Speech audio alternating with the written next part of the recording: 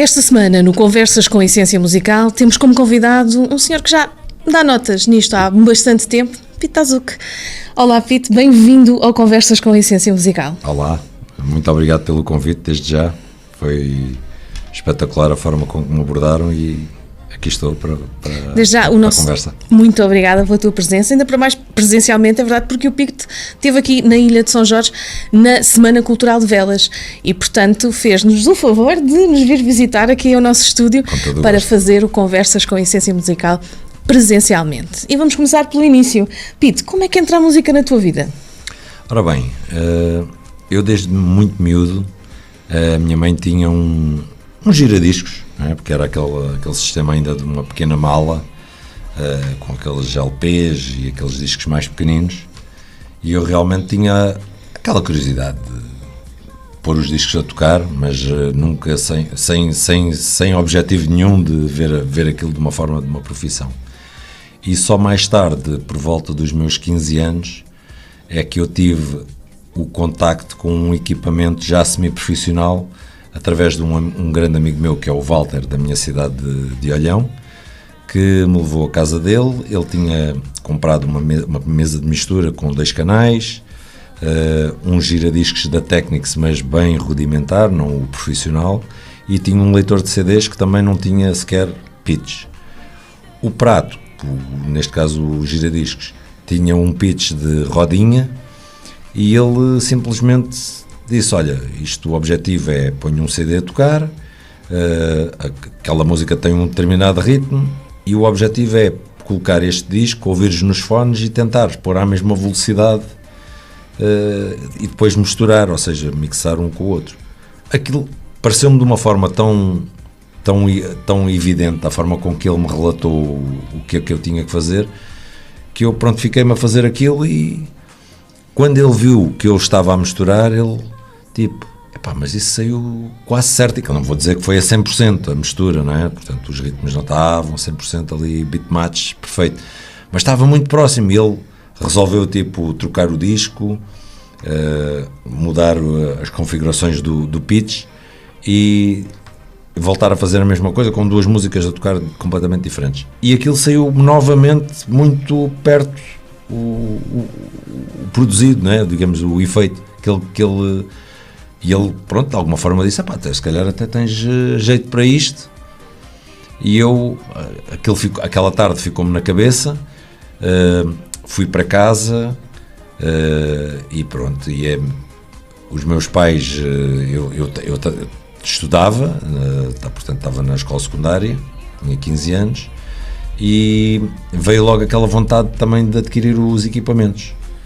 E foi com a minha avó, a minha descansada avó Ircília, que eu ajudava um pouco no campo, a apanhar as alfarrobas, as amêndoas, os figos, fazer essa parte toda no verão no campo, e ela premiou-me com um conjunto de equipamentos, também na mesma gama, não eram sequer profissionais, para eu poder começar a treinar.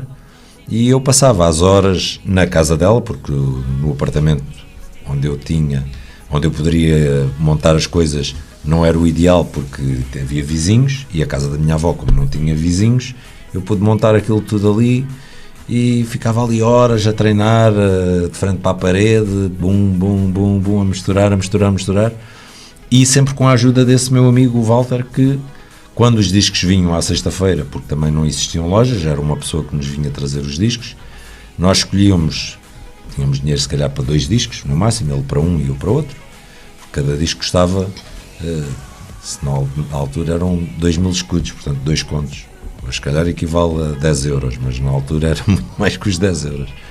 E então, de semana para semana, íamos incrementando a nossa coleção, treinando, até comecei a fazer as minhas festas de escola, onde fui convidado para ser o DJ das festas de final de período. Depois vieram as matinés, e pronto, e depois já veio toda aquela parte mais profissional que tive a oportunidade de conhecer o mundo todo, graças a Deus. Como é que tem sido a aceitação do público do teu trabalho? Não, muito boa, e são 31 anos este ano. O ano passado eu celebrei os 30 anos de carreira do Pete Tazuk, Portanto, eu tinha 15 anos quando comecei. O ano passado, no meu 45º aniversário, resolvi fazer, exatamente no dia do meu aniversário, tive a oportunidade de fazer um sunset espetacular. Não acabou da melhor maneira, porque, pronto, é dia de anos, a gente pode beber mais uns copos. E no final já não me lembrava bem como é que se misturava, mas pronto, correu tudo bem. E todo o ano foi passado com vários eventos relacionados com os 30 anos de carreira. Inclusivamente fiz um vinil, que a FNAC também fez uma participação para poder ter o vinil à venda, que continham quatro faixas de músicas produzidas por mim desde 2000, 2001, da parte em que me tornei produtor.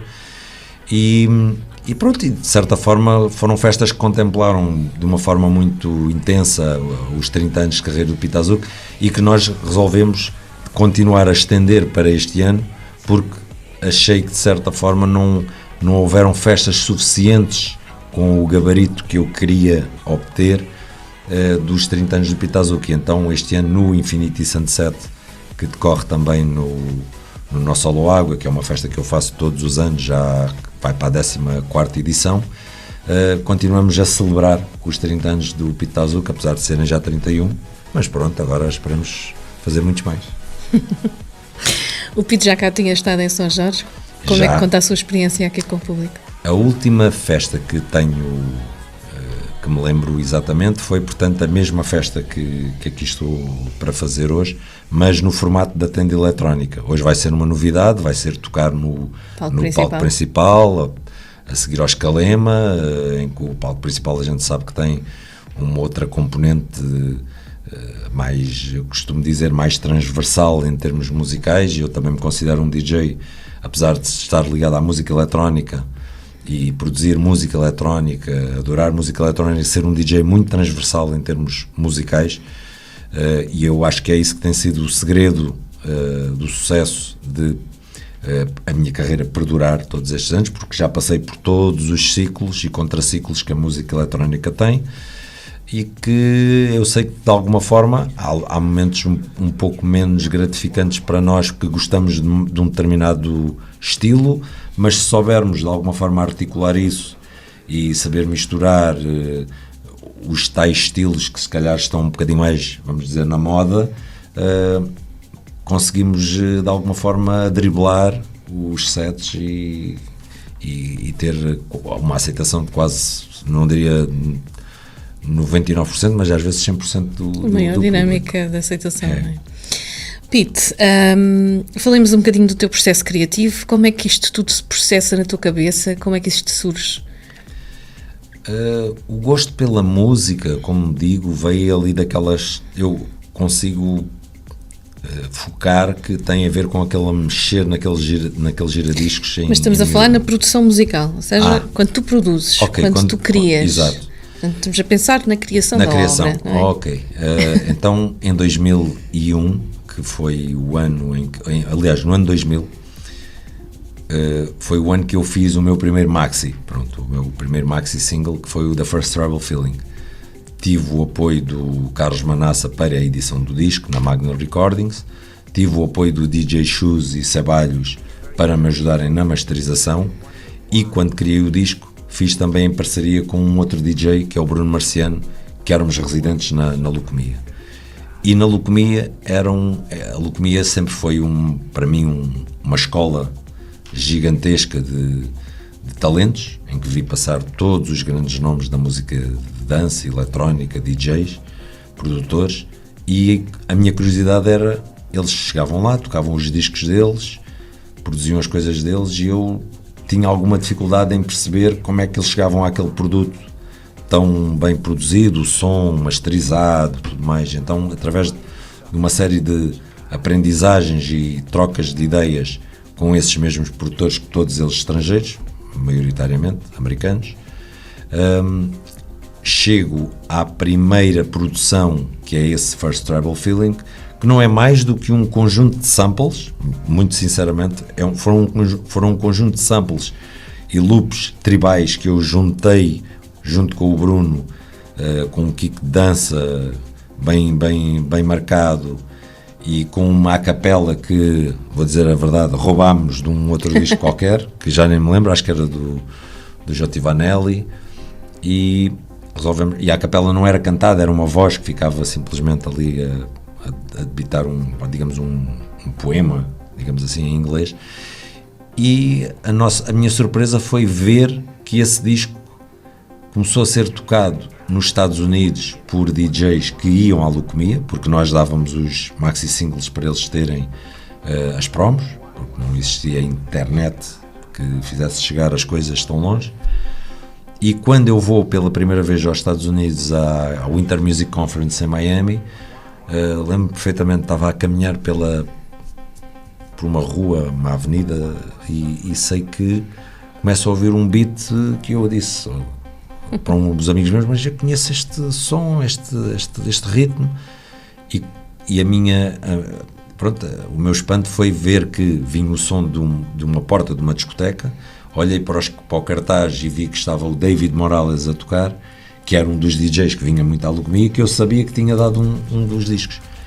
Entramos lá dentro, se calhar no momento que entrei já o disco já não estava a tocar, não é? Portanto ainda deu aquele timing de entrar e tudo mais. Fui ter à cabine com o David e ele viu-me, Pete, House Portugal, tal. Ele lembrava-se exatamente da Leucomia, porque é um clube muito marcante. Acho que já passaram mais de 25 anos e sei que há DJs internacionais que quando me revêem ou quando nos reencontramos, o tema é a Leucomia, porque era aquele clube mítico, o nascer do sol, o mar ali, portanto, e então esse processo criativo que eu vou desenvolvendo a partir desse ano de 2000 tornou-se cada vez mais intenso, em que eu acho que tenho um peak time de produção em 2010, onde consigo fazer um tema também em colaboração com outro músico e DJ, que é o Master Chris, e com a voz da Abigail Bailey, que é o I'm Back Again, e que é o primeiro disco que dá até porque estávamos a passar uma moda em Portugal, que era os DJs que queriam ter nome ou que se queriam posicionar no mercado tinham que fazer um videoclipe, e eu acho que, modéstia à parte, fizemos dos melhores videoclipes a nível nacional, porque realmente fui para o Brasil, levei a aposta de fazer o videoclipe com um cineasta, que é o Leonel Vieira, que se prontificou a fazer o meu videoclipe no Brasil, em Florianópolis. Conhecia já a cidade de Florianópolis. Floripa, que é toda açoriana. Exatamente. Floripa, que é nossa, praticamente. Floripa, quando lá vou, dizem sempre, é a 10ª ilha dos Açores. Exatamente. Toda a gente diz, é a 10ª ilha dos Açores. A cultura, a gastronomia, tudo mais, é bem açoriano. E faço o videoclipe lá, são 4 dias de filmagem, com a Abigail, a cantar num estúdio, depois aquilo envolvia tudo uma história que eu chegava de helicóptero, ou seja, realmente o realizador depois também se esmerou. Posso dizer que foi caro, mas compensou cada cêntimo e cada euro investido, porque depois teve um retorno tão grande, que levou o meu nome a crescer muito, ainda mais em Portugal, daquilo que já era, cresceu o meu nome no Brasil e fez com que o meu nome até chegasse a um eco maior, que é o mercado da Ásia, em que eu entro para o top 100 DJs, em que num primeiro ano, em 2010, eles classificam-me ali no número 81, depois no ano seguinte, de repente, fiquei no número 37, e eu nem queria acreditar naquilo. Aliás, eu nem estava na Holanda quando há aquela votação. Portanto, a votação decorre uns meses antes, e depois há um countdown nos ecrãs, lá já nem me lembro o nome exatamente do local, que eles mudam o sítio, no Amsterdam Dance Event.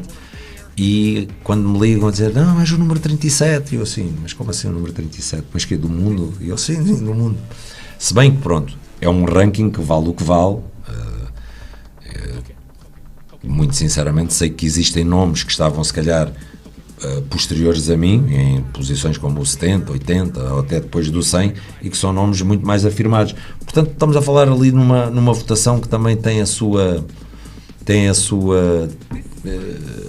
palavra é difícil perceber exatamente quem pontua e de como é que pontua, porque não é só a votação, aquilo tem a ver também com a própria revista que dá algum destaque, porque nós DJs também fazemos alguma publicidade na revista, portanto existem multifatores para também posicionar aquele número, mas de facto estar nos 50 melhores do mundo abriu as portas da Ásia, abriu as portas de cheguei a tocar também muito aos Estados Unidos, embora já tocasse em Toronto e em Montreal, porque tinha aquela vertente muito nossa underground, comunidade. também uma comunidade portuguesa gigantesca. Aliás, todas as comunidades que eu até 2010 tive a oportunidade de atuar, tiveram sempre o foco da comunidade portuguesa, na Suíça, na França, em Inglaterra, no Canadá, Toronto, Montreal, em Boston também, nos Estados Unidos. Portanto, sempre com a comunidade portuguesa um pouco por trás do mote de trazer o Pito da Azuca. E isso é uma coisa que continua a acontecer nos dias de hoje. Ainda há pouco tempo estivemos na Suíça e bastantes portugueses, aliás, normalmente até os promotores que fazem os eventos são portugueses e chamam o Pito da Azuca. Diz-me uma coisa, quando tu pensas e tentas te inspirar na criação de uma das músicas, pensas em algum assunto específico, alguma história, baseias-te em vivências tuas, autobiográficas, em coisas que tu assistes? Como é que é? Sim, por norma, eu sou muito influenciado por filmes. Gosto muito de cinema. Tenho saudades de ir mais vezes ao cinema. Hoje em dia, com o streaming e com toda a tecnologia que temos, se calhar não nos vamos sentar tantas vezes numa sala de cinema. Até porque no cinema temos sempre uma envolvência sonora e uma imersão sonora completamente diferente do que temos em casa, independentemente se temos um super sistema de som. Mas se calhar estar no cinema e sentir aquele grave todo e aquela emoção, acho que torna as coisas bastante inspiradoras. E eu, normalmente, é num filme que eu, em determinado momento do filme, fixei que existiu uma determinada frase de uma personagem e, curiosamente, é assim que nasce um tema que, por acaso, está a ter uma remistura super atual, que é o There Is a God, que foi feito por mim e pelo DJ Shoes, em parceria, e o There Is a God tem uma frase que é Why the suffering if there is a God?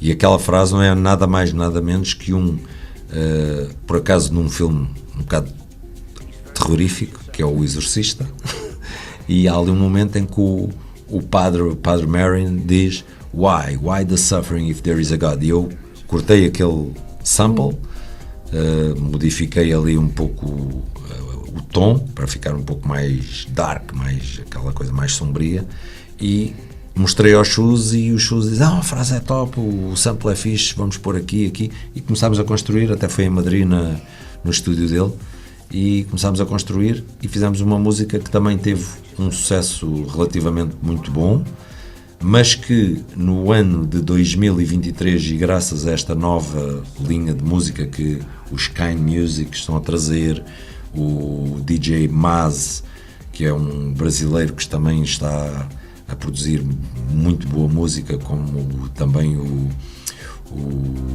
Antidote, que é o colega dele, o próprio Vintage Culture. Portanto, toda essa linha musical fez com que um marroquino remisturasse a música e a música veio à ribalta novamente. Agora temos a métrica do Spotify, do número de plays, então vi que de repente aquilo começou a ser tocado e eu não estava a entender bem porquê, e realmente é porque traz um refresh e uma versão mais atual, com a sonoridade atual do que está na moda. Portanto, isto, mais uma vez, voltamos aos ciclos musicais que a música eletrónica recebe. Vamos selecionar duas criações tuas para falarmos um bocadinho mais aprofundadamente sobre aquilo que está à volta da música, não é? Que história é que tu tentas transmitir, que mensagem é que tentas transmitir, o que é que queres fazer chegar ao público com elas.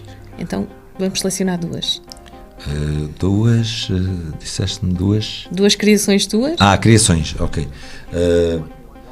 Eu acho que uma delas foi o Solid Textures, que é um tema que eu fiz com o DJ Vibe, um DJ que eu e admiro e que foi um mentor, um mestre, que eu seguia e sigo e que me inspirou a levar-me aos grandes clubes em Portugal e também referências nos Estados Unidos, porque ele era também muito amigo do Danny Tenaglia e consegui também conhecer o Danny Tenaglia por intermédio também do próprio DJ Vibe e tudo mais. Então acho que aquela música teve uma mística, que tem uma sirene muito própria, que se atribuiu ao próprio Pete Dazuk e que marcou ali uma grande geração e que foi feita por volta de 2003, esse tema.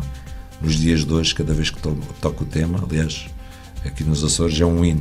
Eu toco a música e as pessoas passam-se completamente e vibram quando aquela buzina começa a subir, aquele loop. E de facto, esse é sem dúvida, um dos temas. E que tipo de informação querias fazer chegar ao público com ela?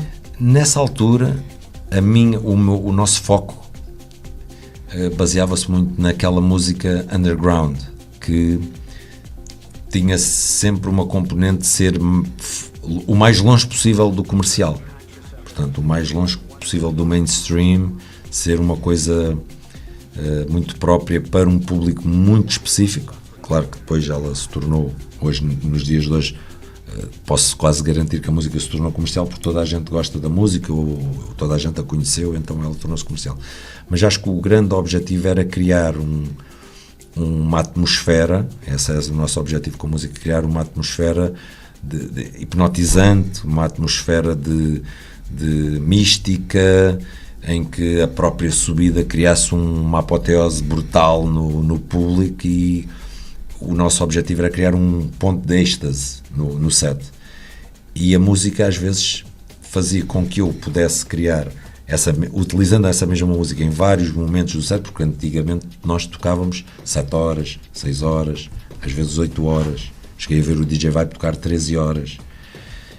E eu próprio, talvez o máximo tenha tocado, talvez tenha sido um set de 9 horas, em que se calhar pontuei a mesma música em 3 pontos diferentes do set, criando esses tais pontos de êxtase, de apoteóticos, em que vejo o público ali a vibrar, toda a gente se passa naquele momento. Essa será um dos temas que consegui criarmos esse efeito, esse feeling. Outro tema muito interessante foi um tema que eu fiz e que não saiu por nenhuma editora, foi um free download, e que foi um tema que eu dediquei ao Algarve. Era o ano de 2014, eu tinha o meu sunset, que é o Infinity Sunset, que faço todos os anos na Praia da Rocha com o grupo Não Solo Água, e gosto de associar um tema ao evento. E naquele ano, além da entrada, que foi a convite do mágico Luís de Matos, que me pôs por magia em cima do palco, através de uma mágica, um truque de mágica, que eu parecia que estava num ecrã a dizer que ia chegar atrasado, e as pessoas ficaram super convencidas que eu realmente ia chegar atrasado e que ia estar lá uns DJs a tocar, e que eu daí a 2 horas já lá chegava. As pessoas ficaram ali convencidas daquilo, e ele puxa uma mesa para a frente que tinha um tubo acrílico, uma cabine, e de repente aquilo enche-se de fumo e eu saio lá de dentro, e as pessoas fazem um silêncio total. Estavam talvez ali 7, 8 mil pessoas, e vê-se que há um silêncio total, porque as pessoas ficaram realmente consumidas pelo momento da magia que ele criou, porque as pessoas acreditaram mesmo. Ele estava a passar ali na ponte de Vasco da Gama, e via-se eu no carro, e eu dizia, não, vamos agora a 120, não íamos nada, íamos mais rápido, mas pronto. Mas de repente aparecemos ali por magia em cima do palco, e a música que arranca, no momento em que eu saio dessa cabine de fumo e vou tocar, era a música que eu tinha produzido, que se chama Paradise, e que é uma música que tem os lyrics, portanto toda a letra é a falar sobre a minha região, que é o Algarve.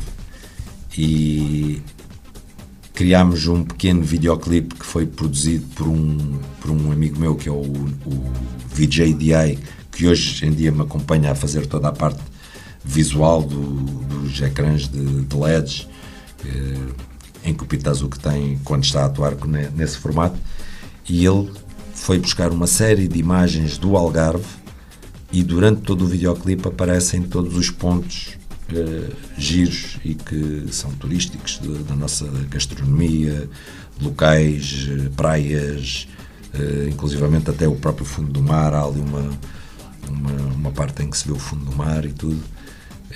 Então acho que foi um tema que teve uma importância muito grande para mim, porque consegui retratar a minha região, da qual muito me orgulho, e acho que quando a gente reconhece as nossas raízes é uma coisa importante. Acho que é importante a gente reconhecer de onde é que vimos e para onde vamos, não é? Apesar de ter tido a oportunidade de conhecer o mundo, eu nunca perdi esse tato, e hoje em dia vivo no Algarve, continuo a viver no Algarve. Também me divido um bocadinho entre o Brasil e Florianópolis, mas de facto criar aquela sensação de carinho que o público teve pela música, e depois mais tarde a própria região de turismo do Algarve pediu a música para incluir nos vídeos de promoção e tudo mais, encheu-me de orgulho, porque a música nem sequer estava editada em nenhuma editora. Eu pulo em free download e continuo a oferecê-la em free download, e de vez em quando há alguém que gostava de fazer uma remistura daquela música, e atualmente eu julgo que tenho 1 ou 2 novos produtores bastante jovens que estão a fazer essa remistura desse tema. E uma das coisas que este ano fiz questão de evidenciar no Infinity Sunset é ter como convidados jovens talentos que não têm a oportunidade de pisar um palco com 5.000 pessoas, 4.000 pessoas, não têm essa oportunidade. Então eu resolvi criar-lhes a oportunidade de ter 5 convidados dos vários pontos do país. Um deles também é açoriano, que é o Sousa, estou de certeza que há de ouvir isto. Também tenho o Miax, que é do Algarve. Tenho o Soto também, ou seja, são vários colegas que são muito jovens e que vão ter a oportunidade, que eu acho que vai ser inesquecível para eles, poderem tocar naquele evento.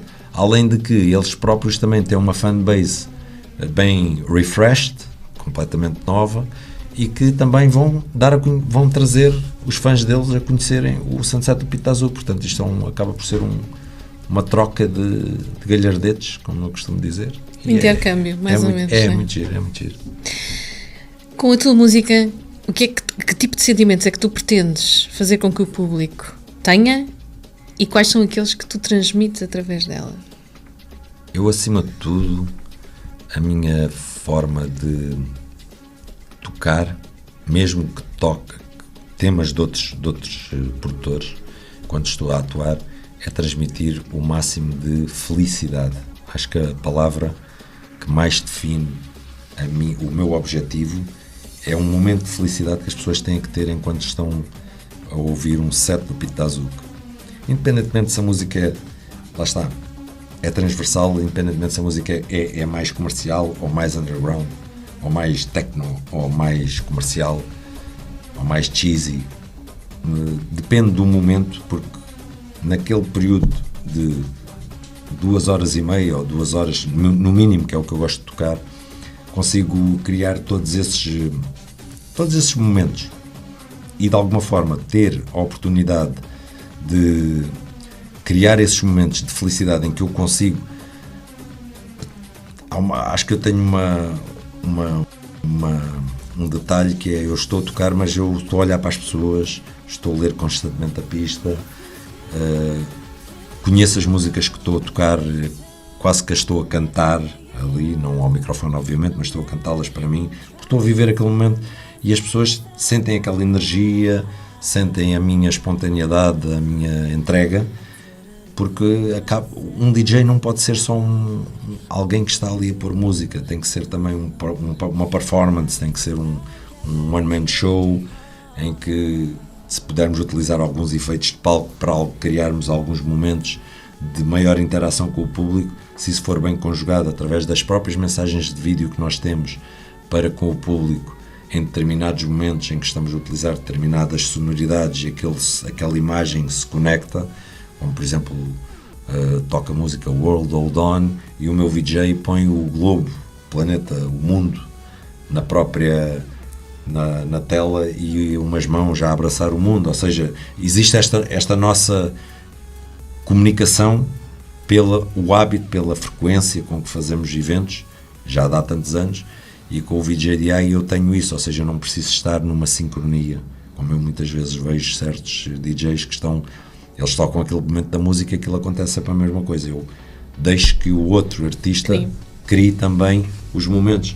Vai haver momentos que eu estou mais inspirado musicalmente e que ele se põe a cavalo disso, e vai haver momentos que é ao contrário, em que eu estou a ver o que ele está a pôr. Tenho sempre às vezes uma pequena tela que sei o que é que está a passar ali, e que aquilo também me desenvolve abre-me ali o apetite para eu ir explorar. Não, vou pôr aquele tema porque vou querer criar aquela sensação na pessoa, um flashback, uma música mais antiga, uma música com mais velocidade. Então é esse balanço, esse equilíbrio que eu tento fazer, tendo sempre como objetivo a felicidade das pessoas. O Pete sente que a sua música pode ser terapêutica? Eu acho que sim. Aliás, não só sinto, como já tive um pouco a prova disso, por comentários, por mensagens.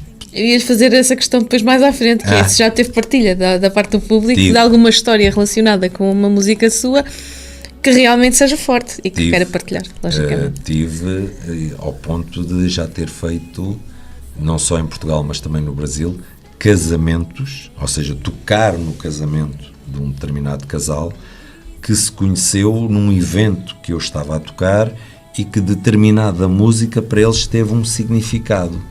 Não quer dizer que tenha sido uma música minha. Por acaso estou-me a lembrar de um casal que adorou o I'm Back Again e contratou-me porque tinha que fazer o casamento deles, e depois fiz até os 10 anos de casados deles mais tarde. E essa música conectou-os comigo. Da mesma maneira que lembro-me de um tema de outro artista, do próprio Tiesto, em que eu lembro-me de estar a tocar a música e havia uma miúda que ela estava a chorar. Ela estava a chorar e eu sentia a emoção que ela estava... Ou seja, aquela música já tinha um significado para ela. Ela simplesmente viu a minha interpretação, a forma com que eu meti naquele momento, e hoje somos grandes amigos, ela é de Florianópolis, e senti que aquela música criou um impacto ali. Eu lembro-me perfeitamente desse momento. Como é que se sente o artista nessas horas? É realizado. Sinto-me realizado porque a pessoa se consegue criar emoções. Acho que isso é das melhores coisas, e eu vejo quando vejo um concerto dos Coldplay, quando vejo um concerto dos Pink Floyd. Eu gosto de ver coisas YouTube, gosto de ver coisas completamente diferentes, e percebo que se eles me conseguem criar aquelas emoções em determinadas músicas, se eu conseguir pelo menos fazer ali 1% daquilo num set em que 90% das músicas são de outros artistas, não são minhas, aquilo é espetacular, porque a gente sente que a pessoa está feliz. É uma felicidade incrível. Eu sinto-me feliz por ver aquela pessoa feliz.